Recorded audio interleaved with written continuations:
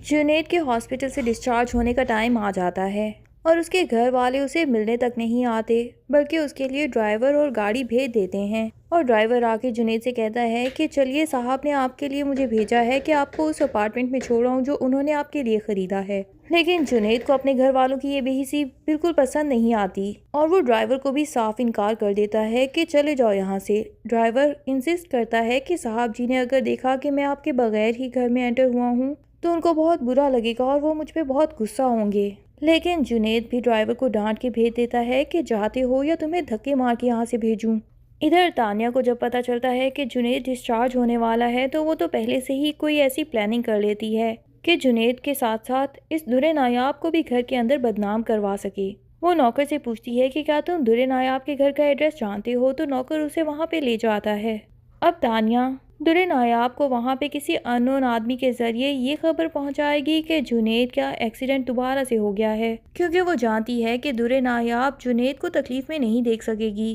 اور فوراً سے پہلے جنید کا پتہ کرنے کے لیے وہاں پہ بھاگ جائے گی، اور تانیہ یقیناً وہیں پہ ہی درے نایاب کو کڈنیپ کروا لے گی، کیونکہ زاویہ کو حاصل کرنے کے لیے وہ کچھ بھی کر سکتی ہے۔ ادھر جنید کو بھی جب وہ دیکھے گی کہ وہ تو پہلے ہی اپنی ٹانگوں پہ چل نہیں سکتا اور ہاسپٹل سے اکیلے ہی نکل گیا ہے، تو اس کے پیچھے بھی یقیناً کسی گنڈوں کو لگا دے گی کہ اس کو پکڑ کے کچھ عرصے کے لیے غائب کر دیں، جب تک کہ گھر والوں کا شک ان دونوں پہ پکا ہو جائے۔ جنید گھر والوں سے ڈسہارٹ ہو کے جیسے ہی ہاسپٹل سے نکلے گا، وہیں پہ کچھ گنڈے اس پہ حملہ کر لیں گے اور اسے کڈنیپ کر کے ایک جگہ لے جائیں گے جہاں پہ درے نایاب بھی پہلے سے ہی بند کر دی گئی ہوگی۔ اب ان دونوں کو سمجھ نہیں آئے گا کہ آخر ان دونوں کو کس نے کڈنیپ کروایا ہے اور کس کی سازش ہو سکتی ہے اس کے پیچھے۔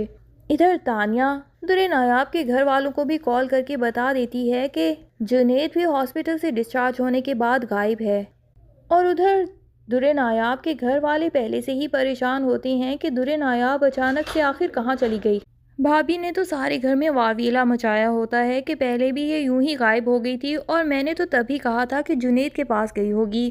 اور پھر دیکھا تھا نا کہ وہی چکر نکلا تھا۔ ابھی بھی یقیناً یہ اسی جنید سے ہی ملنے گئی ہوگی، شکل سے ہی بھولی دکھتی ہے ورنہ کرتوتوں کی پوری ہے۔ عشق کا بھوت سوار ہے میڈم پہ، نہ تو اپنے بچے کی فکر ہے اور نہ ہی اپنے ہسبینڈ اور خاندان کی، بس اپنی من مرضیاں کرتی پھر رہی ہے۔ دادی اسے چپ کرواتی ہیں، لیکن نگہت بیگم تو کہہ دیتی ہیں کہ مجھے تو آپ چپ کرواتی رہتی ہیں، پر آپ کی اس پوتی کی وجہ سے میرے ساتھ ساتھ میرے بچوں کا بھی امیج خراب ہو رہا ہے پورے زمانے میں۔ ہمیں کسی کو بھی منہ دکھانے کے لائق نہیں چھوڑا اس نے۔ ابھی بھی یقیناً اپنے اسی یار سے ملنے کے لیے بھاگی ہوگی۔ نعیم کو تو خود بھی اپنی بہن پہ بہت ہی شدید غصہ آتا ہے، اور غصہ تو دادی کو بھی دل میں بہت آتا ہے کہ یہ درے نایاب آخر مجھے تو بتا کے جا سکتی تھی۔ پچھلی دفعہ بھی میں نے اس کو اتنا منع کیا تھا کہ جتنی بھی انسانی ہمدردی ہے تمہیں یوں جنید سے ملنے نہیں جانا چاہیے تھا، لیکن اپنی من مرضی کرتی پھرتی ہے۔ دوسری طرف جنید کی ماں بھی بہت زیادہ پریشان ہوتی ہے کہ جنید جو کہ چل پھر نہیں سکتا، آخر وہ ڈرائیور کے ساتھ کیوں نہیں آیا اور اکیلا کہاں چلا گیا۔ جنید کے نمبر پہ کالز کرتے ہیں لیکن اس کا نمبر بھی آف جا رہا ہوتا ہے۔ نگار بیگم تو رو رو کے اپنا برا حشر کر لیتی ہیں اور غضنفر سے کہتی ہیں کہ مجھے نہیں پتا، کہیں سے بھی میرے بیٹے کو ڈھونڈ کے لائیے، لیکن غضنفر صاحب صاف ہی کہہ دیتے ہیں کہ وہ اتنا سر پھرا ہو چکا ہے کہ اس نے ہماری بات ماننے سے صاف انکار کر دیا۔ میں نے تو ڈرائیور کو بھیجا تھا کہ اس کو ہاسپٹل سے لے کے آئے، لیکن ڈرائیور بتا رہا ہے کہ اس نے منع کر دیا کہ وہ ڈرائیور کے ساتھ بالکل نہیں جائے گا، نہ تو اسے میرے دیے ہوئے اپارٹمنٹ میں جانا ہے اور نہ ہی ہم سب گھر والوں سے اسے کوئی بھی رشتہ رکھنا ہے۔ نگار بیگم رو رو کے درے نایاب کو ہی کوسنے دیتی رہتی ہیں کہ جب سے یہ بلا ہمارے گھر میں آئی ہے میرے دونوں بیٹوں کی زندگی تباہ و برباد کر کے رکھتی ہے۔ ادھر تانیہ خوب محظوظ ہو رہی ہوتی ہے گھر والوں کی یہ حالات دیکھ کے۔ پھر تھوڑی ہی دیر میں وہ زاویہ کے سامنے سب گھر والوں کے دل میں یہ بات ڈالنے کی کوشش کرتی ہے کہ ہو نہ ہو جنید درے نایاب کے ساتھ ہی گیا ہوگا کہیں نہ کہیں۔ جس طرح کی حالت میں وہ تھا، وہ خود کے بلبوتے پہ تو زندگی نہیں گزار سکتا، کسی نہ کسی ہیلپر کی تو ضرورت ہوتی ہی ہے، اور ایسی حالت میں درے نایاب ہی ہے جو کہ اس کی ہمدرد بنی پھرتی ہوگی۔ نگار بیگم بھی فوراً سے درے نایاب کی بھابھی کو کال کر دیتی ہیں اور اسے پوچھنے لگ جاتی ہیں کہ کہاں ہے ہمارا بیٹا، ہاسپٹل سے ڈسچارج ہو کے یقیناً آپ کے گھر ہی آیا ہوگا۔ پر نگہت بھابھی تو پریشان ہو کے بتاتی ہیں کہ ہم تو خود بھی درے نایاب کو ڈھونڈتے پھر رہے ہیں، صبح سے پتہ نہیں کہاں غائب ہے، کسی کو بتا کے بھی نہیں گئی۔ اب ادھر نگار بیگم کو بھی یقین آ جاتا ہے کہ یہ دونوں ہی اچانک سے غائب ہیں تو یقیناً ایک ساتھ ہوں گے، اور ادھر نکھت کو بھی کنفرم ہوتا ہے کہ اگر در نایاب بتائے بغیر گئی ہے تو یقیناً وہ جنید کے ساتھ ہی ہوگی۔ ویسے بھی رائی کا پہاڑ بنانا تو ان دونوں عورتوں کا پیدائشی شوق ہے،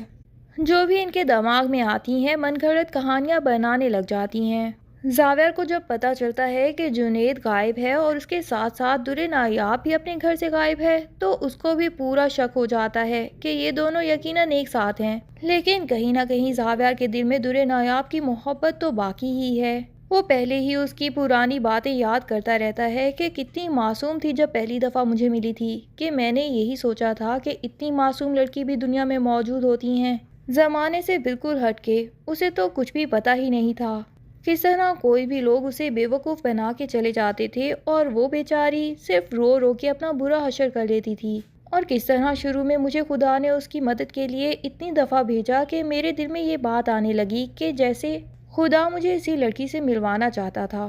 اس کی جیسی معصوم شکل والی اندر سے اس طرح کی نکلے گی، یہ تو زاویہ کبھی سوچ ہی نہیں سکتا تھا۔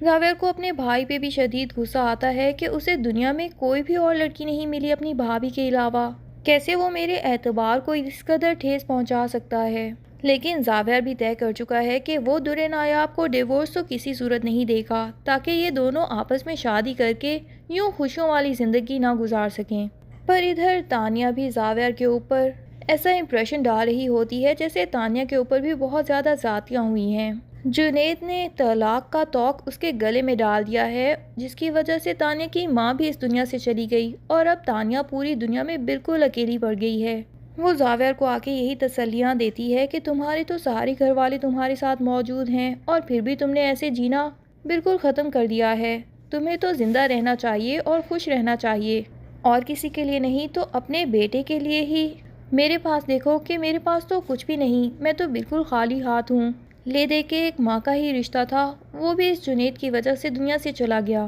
جنید جسے تانیہ ویسے تو بالکل پسند نہیں آتی، لیکن تانیہ کی یہ باتیں سن کے اسے بھی تانیہ سے ہمدردی ہو جاتی ہے اور وہ تانیہ کے ہاتھ کے اوپر ہمدردی سے اپنا ہاتھ رکھ دیتا ہے، اور یوں ہی تانیہ کے دل میں امید کی ایک کرن جاگ جاتی ہے کہ کہیں نہ کہیں جنید کے دل میں میرے لیے ہمدردی تو باقی ہے، اسی ہمدردی کو میں محبت بھی بنا ہی ڈالوں گی ایک نہ ایک دن۔ اب تو وہ ساری گھر والوں کو در نایاب اور جنید کے اتنا اگینسٹ کر دینا چاہتی ہے کہ جلد از جلد وہ زاویہ کو فورس کر کے در نایاب کو طلاق دلوا دیں۔ ادھر تانیہ یہ دیکھ کے بھی خوش ہے کہ نگار بیگم زاویہ کو ہمدردی دینے کے لیے ہمیشہ تانیہ کو ہی بھیجتی ہیں، تو اس کے دل میں ایک اور امید جاگ جاتی ہے۔ اب یہ امید کس حد تک سچ ہے اور کہاں تک قائم رہے گی، یہ سب جاننے کے لیے ڈرامے کی نیکسٹ ایپیسوڈز کا انتظار کیجیے۔ تب تک کے لیے اللہ حافظ۔ ویڈیو پسند آئے تو لائک اینڈ کمنٹ ضرور کر دیں اور چینل کو سبسکرائب کرنا نہ بھولیے۔ Thank you.